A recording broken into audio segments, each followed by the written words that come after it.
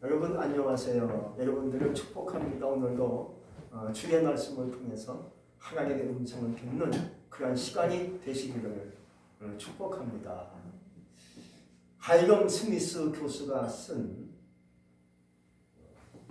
인생에 있어서 가장 소중한 것이라는 책이 있습니다. 이 책에서 가장 인상 깊은 두 가지가 있는데, 첫째로는 나 자신에 있어서 나를 알아야 된다라고 얘기합니다. 나를 알아야 그것이 힘이 된다라고 얘기하고 있습니다. 나를 모르면 어찌 할 수 있겠습니까? 현대인들이 오늘날 많이 방황하고 있죠. 이리 갈까 저리 갈까 하고 요동치고 방황하고 흔들리는 이유는 자기를 몰라서 그렇다는 거예요. 자기를 안다면 나는 이쪽이 부족하구나 하고 부족한 것을 알면 부족함을 메워나가니까, 부족한 것을 채워나가니까 요동치 않고 좀 더 전진할 수 있는 것이지요. 나는 지혜가 없어 부족한 것 같아. 어디서 보면 뭔가 지혜를 구하며 지혜를 얻기에 열심히 여러 가지 정보를 통해서 지혜를 얻지 않겠습니까? 근데 모른다면 지혜로 오지 못하고, 모른다면 능력도 얻지 못하고, 내가 아무것도 모른다면, 내가 누구인지를 모른다면 어찌 세상을 힘차게 할 수 있겠습니까? 그래서 모든 것의 시작은 나를 알므로 출발할 수 있다는 거예요. 두 번째는 나에게 가장 소중한 것이 있다는 것을 발견하라는 거예요.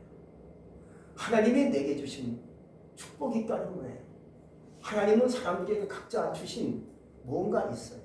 그걸 빨리 찾는 것이 축복의 길이 될 수 있다고 얘기합니다. 하나님은 인간 모두에게 어떤 사람에게인지 은혜를 줬어요. 세상에 살면서 능히 살 수 있는 능력을 줬어요. 지혜를 줬어요. 은사까지 줬어요. 그걸 알고 발견할 수 있기를 바란다는 거죠. 근데 그것을 모른다는데 심각한 문제가 거기 있는 거예요. 여러분들에게 그 삶 속에, 여러분의 마음 속에, 여러분의 인생 속에 하나님이 좋은 것을 심어 놓으셨어요. 그것을 여러분들이 2022년도 찾을 수 있기를 주의 이름으로 축복합니다. 오늘 말씀에 보면 천국은 마치 밭에 감추인 보화와 같다라고 얘기합니다. 여기서 이 밭은 제주도 땅으로 얘기하는 것도 아니고 저 멀리 강원도 땅으로 얘기하는 것이 아닙니다. 바로 우리의 마음의 밭을 말씀해 주고 있어요. 그래서 사람이 그 보화를 발견한 후에 기쁘니까 가만히 숨겨놓고 집으로 돌아가서 자기 모든 것을 다 팔아가지고 그 밭을 샀다고 얘기합니다. 이 말의 의미는 내 인생을 내가 찾았어요. 값진 보화를 찾았어요. 그러면 내가 거기다가 집중하고 인생을 뭔가 투자한다는 얘기예요. 그렇게 내 인생 뭔가 빛을 갈 수가 있고 보람되게 인생을 살 수 있다는 거예요. 근데 있음에도 불구하고 내 속에 감추어진 보화가 있음에도 불구하고 그걸 찾지 못한다면 인생을 허비하게 되고 어디서 살다가 세월만 다 가고 말지 않겠습니까? 세계적으로 큰 대부호들이 있습니다. 그들이 처음부터 많이 가진 것은 아니었다는 거예요. 가난한 사람도 있고 삶이 힘든 사람도 있었을 거예요. 근데 그들이 자신들을 발견한 거예요. 내 속에 이러한 놀라운 보화가 숨겨있네. 이것이 나에게 놀라운 축복이네. 그래서 그것을 발견하고 그것을 성장시키고 발전해 가면서 시대를 넘는 영웅이 될 수 있었다는 거예요. 과연 내 안에 무엇이 심겨져 있을까? 과연 내 안에 어떤 보화가 담겨 있을까? 하나님은 나에게 어떤 보화를 심어 놓으셨을까? 바로 그것이 뭔지 아십니까? 하나님 내게 주신 끼가 있다는 거예요. 어떤 사람은 공부에 끼가 있어요. 공부를 참 잘해요. 어려서부터. 그것은 그 사람에게 주어진 하나님의 끼라는 거예요. 학원을 안 갔는데도 불구하고 사교육을 드리지 않는데도 불구하고 공부를 잘해요. 뛰어나요. 그 사람은 공부의 끼가 있는 거예요. 다 공부 잘할 수는 없어요. 어떤 사람은 예능의 끼가 있어요. 몰랐는데 하다 보니까 아주 예능적인 감각이 뛰어난 사람이 있어요. 그 사람은 그거 갖고 인생을 멋있게 아름답게 살 수가 있는 것이죠. 어떤 사람은 또 장사에 끼가 있어. 장사하면 장사가 잘 돼. 왜인지 몰라. 그 끼가 있는 거예요. 어떤 사람은 사업에 끼가 있어. 사업했다 하면 잘 돼. 어떤 사람은 사업하면 많은 사람이 있어요. 그런 사람은 사업하면 안 되지. 어떤 사람은 사업하면 장사가 잘 돼요. 사업이 잘 풀려나가요. 끼가 있는 거예요. 자기 자신을 아는 거예요. 나에게 이런 끼가 있네. 열심히 장사를 넓혀나가고 사업이 확장되어지니까요. 어마어마한 사업가가 될 수 있었던 거죠. 어떤 사람은 만능이 끼가 있네. 손만 댔다 하면 아름다운 작품이 나오네요. 그런 끼가 있는 거예요. 여러분들은 어떤 끼가 있는가요? 그 끼를 하나님의 은혜와 기도 속에서 찾을 수 있기를 주의 이름으로 축복합니다. 찾는 것이 관건이죠. 미국의 어느 농부 이야기예요.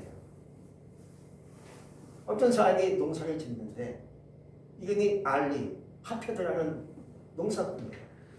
근데 가끔 방송에 보니까 어떤 사람이 다이아몬드를 찾아가지고 큰 부자가 됐더라 하는 그 이야기에 귀가 솔깃합니다. 나도 다이아몬드를 찾으면 좋겠다. 너무나 농사 짓는 건 지겹고 따분하고 힘들고 피곤하고 지쳐. 언제까지 내가 인생을 살면서 농사만 짓고 인생 끝날 것인가 생각하고 한번 나도 다이아몬드를 찾아볼까 하고 생각한 그 어느 날 결심합니다. 가지고 자기의 모든 그 농사 땅 농가를 다 팔아버립니다. 팔아버리고요. 다이아몬드를 찾아 길을 나서는 겁니다. 근데 그 말처럼 뭐 쉬울 수 있겠습니까? 다이아몬드가 어디서 그냥 갑자기 나타나지 않지 않습니까? 찾는 게 쉽지 않죠. 헛당치는 겁니다. 또 찾아요. 헛당치는 겁니다. 찾을 수 없는 거예요. 결국은 나중에 이 사람이 고통하고 괴로워하다 죽었다는 겁니다. 근데 이 농가를 사들인 사람이 있어요. 이 사람이 어느 날 그 농장 뒤뜰에서 다이아몬드 밭을 발견합니다. 이 밭이요. 미국의 최고의 다이아몬드 광산으로 알려진 골콘다 광산이에요. 여러분, 이걸 알았다면 왜 그 농장을 팔 수 있겠습니까? 안 팔죠. 몰랐으니까 팔아먹고 인생 비참하게 마무리 짓고 말았다는 거예요. 내 안에 어마어마한 보화가 있음에도 불구하고 모르고 사는 사람이 오늘날 굉장히 많이 있어요. 그래서 인생이 굴곡지고 인생이 힘들고 방황하다가 시간 허비하고 마는 거예요. 여러분, 우리는 내게 주신 것에 집중하고 거기에 뜻을 다하고 인생에 투자를 할 수 있기를 주의 이름으로 축복합니다. 파는 사람이 있는가 하면 사는 사람도 있어요. 귀한 것을 파는 사람이 있고 귀한 것을 사는 사람이 있어요. 성경에 보니까 에서가 그런 사람이에요. 에서는 하나님이 주신 장자의 명분이 있습니다.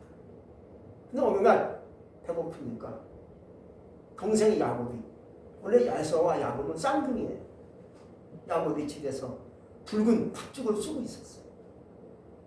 에서가 사냥하고 돌아왔는데 한 마리 잡지 못하고 허기짐대를 끌어안고 집에 오니까 팥죽 냄새가 천지를 진동하는 거예요.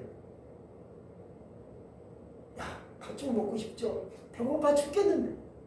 그래서 야곱이 얘기합니다. 형님, 이거 먹고 싶죠?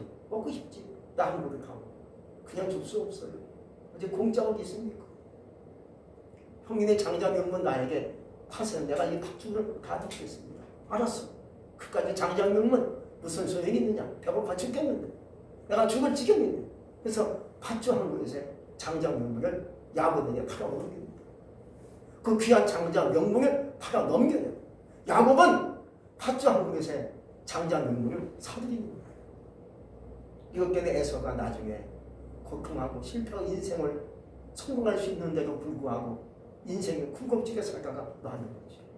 야곱은 이것을 사들여서 나중에 성공하고 하나님의 기원에 오를 수 있었다는 거예요.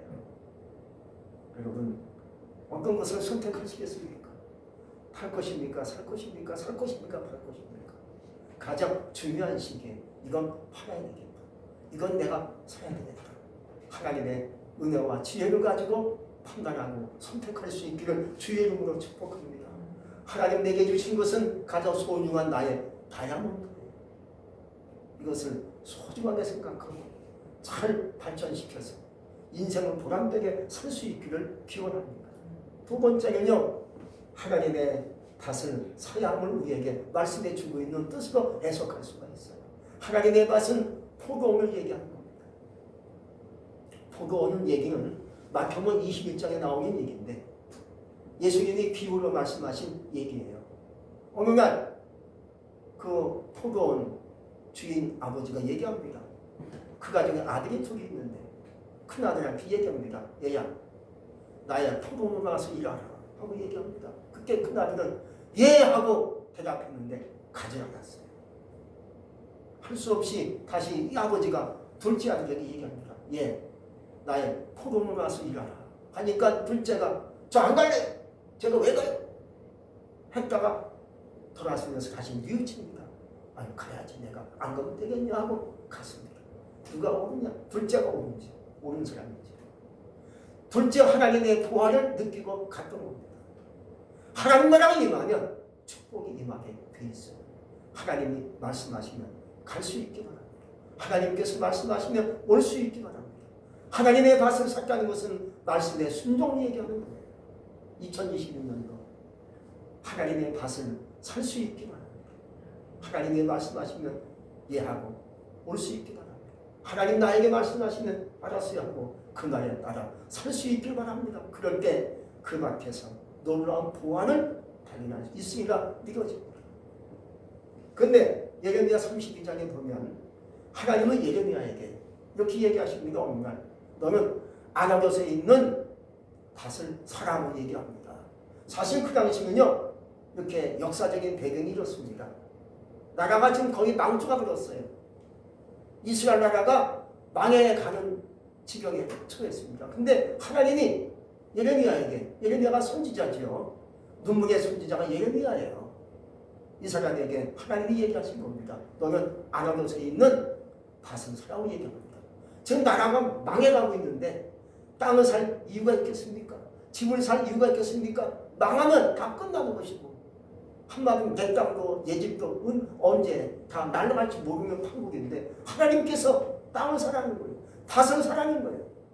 예레미야가 알았습니다 하고 그 밭을 사람들이 다 보는 앞에서 이렇게 돈 주고 거래해서 삽니다.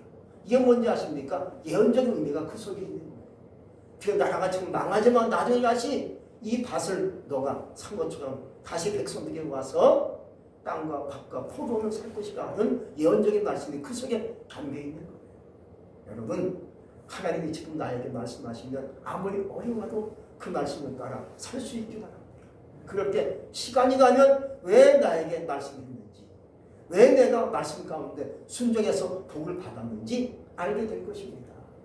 어렵고 힘들고 시간도 없고 지치고 연약한 우리지만 하나님께서 나에게 말씀하시면 알았습니다 하고 그 말씀 따라 순종하는 것이 하나님의 밭을 사는 그러한 사람인 줄로 믿습니다.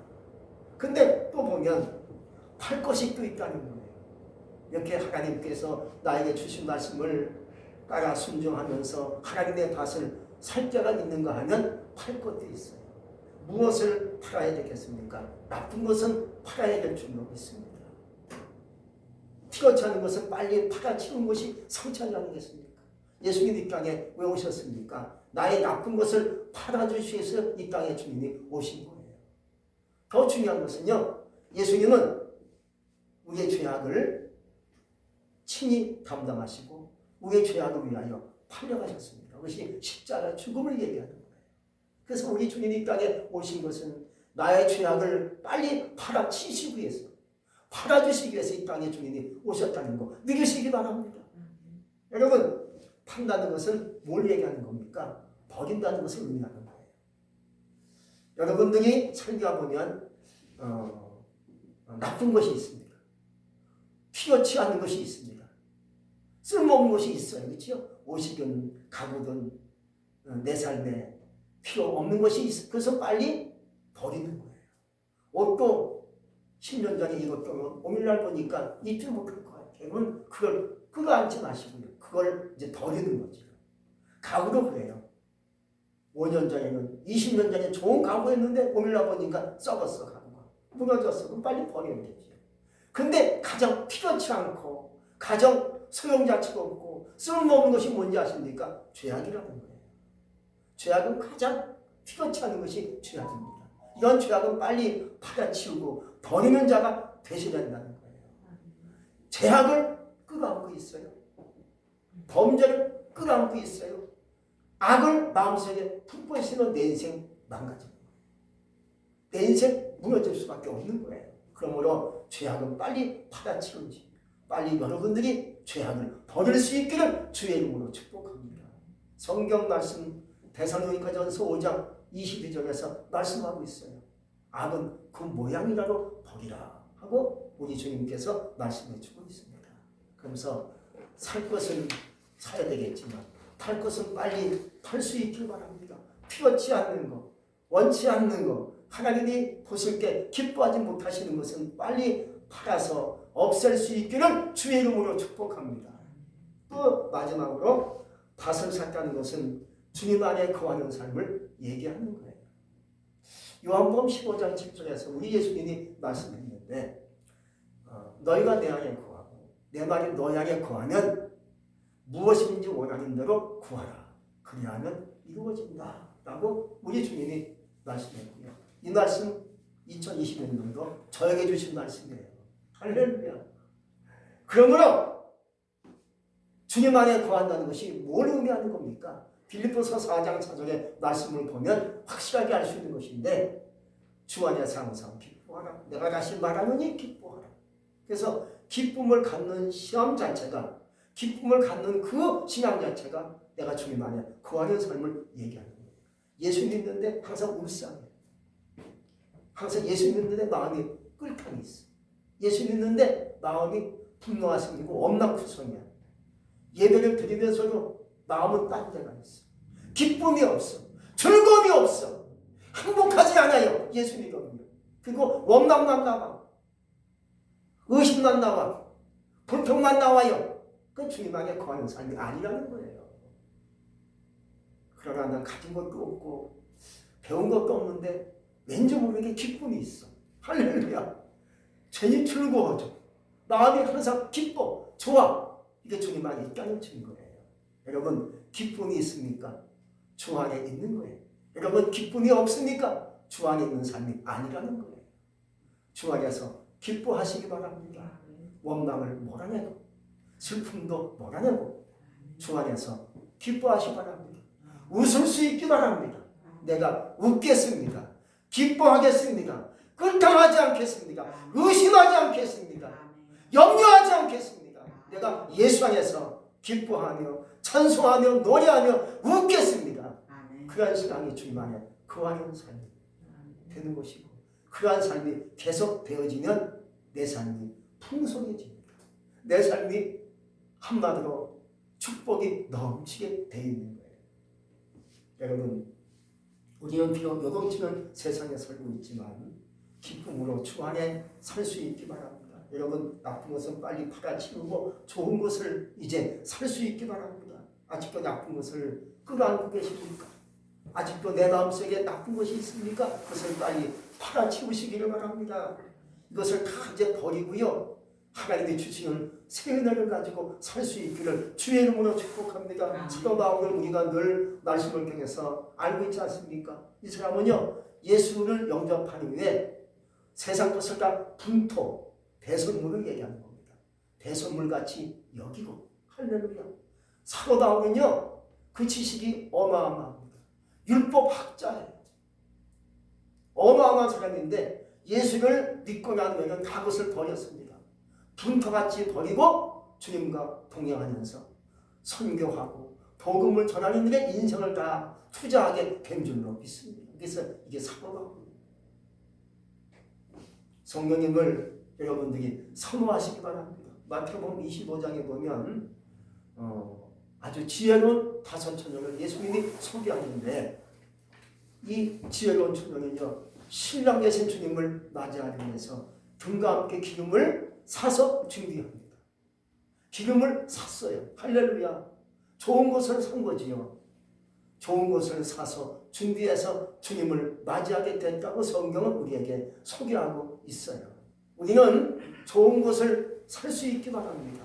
기도를 더 많이 살 수 있기 바랍니다. 감사를 더 많이 살 수 있기 바랍니다. 성령의 은혜를 더 살 수 있기 바랍니다. 기쁨을 더 여러분들이 살 수 있기를 축복합니다.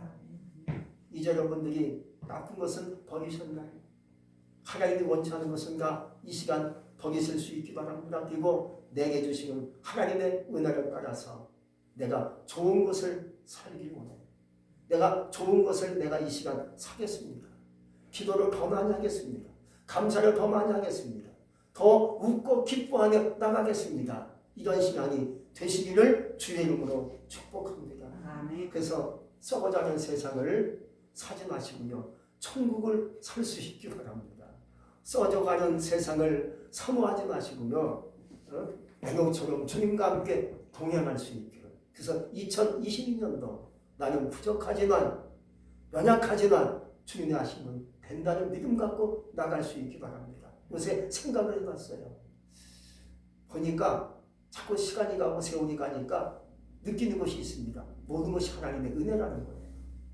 내 힘으로 되는 것 같지만 이게 안 되더라고요.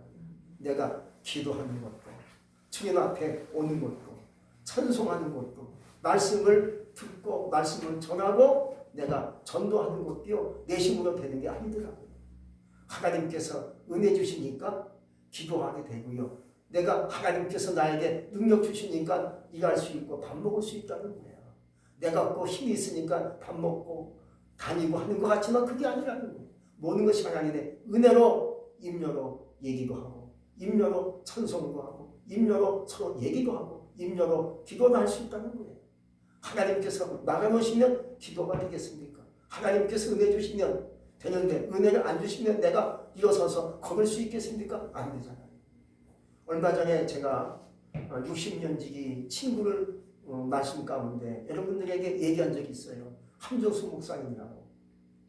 그래서 전화로 힘차게 기도해 드렸는데 그 후로 많이 좋아졌대요. 아직은 좀 부족하지만 병원에 누워있지만 많이 좋아졌어요. 음성도 좋아졌어요. 그래서 계속 기도를 해달라고 저한테 얘기를 하더라고요. 여러분, 기도밖에 없어요. 하나님께서 주신 은혜를 마음속에 이렇게 찾으시기 바랍니다.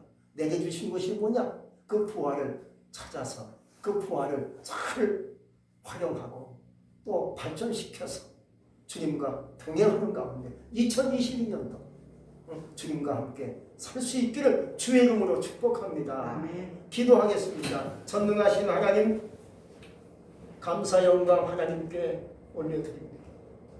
내 안에 하나님께서 심어놓으신 좋은 보화가 있음에도 불구하고 이걸 모르고 살 때가 있어요. 이제부터 내게 주신 하나님의 은혜의 보화를 마음속에 느끼며 이것을 찾아서 귀하게 쓰고 활용하고 전진하는 가운데 삶에 보람이 있고 축복이 충만한 삶이 우리에게 임하게 하여 주옵소서. 예수님 이름으로 감사하며 기도했습니다. 아멘. 아멘.